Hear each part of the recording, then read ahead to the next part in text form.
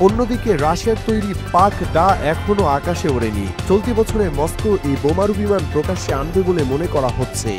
কিছুদিন আগেই পাক-ডার নকশা দুনিয়ার সামনে নিয়ে আসে রুশ প্রতিরক্ষা মন্ত্রণালয়। সেটি দেখার পরই বিশ্বজুড়ে রীতিমতো হইচই পড়ে যায়। রাশিয়ান এয়ারফোর্স পাক-ডার সাংকেতিক নাম দিয়েছে মেসেঞ্জার বা বার্তাবাহক। নির্মাণকারী সংস্থা টুপোলেভ জানিয়েছে, সাবসনিক গতিতে তথা শব্দের চেয়ে কম গতিবেগে উঠতে পারবে তাদের নতুন প্রজন্মের বোমারু উড়োজাহাজ। 12,000 কিলোমিটার দূরত্ব পেরিয়ে যে কোনো জায়গায় হামলা চালাতে পারবে পাক-ডা। একটানা ওড়ার নিরিখে আবার B-21কে টেক্কা দিবে রুশ পাক-ডা। একবার জ্বালানি ভরলে টানা 30 ঘন্টা বোমারু উড়োজাহাজটি উঠতে পারবে বলে স্পষ্ট করেছে নির্মাণকারী টুপোলেভ। পরমাণু এবং প্রথাগত মিলিয়ে মোট 30 টন বোমা বহনে সক্ষম হবে রুশ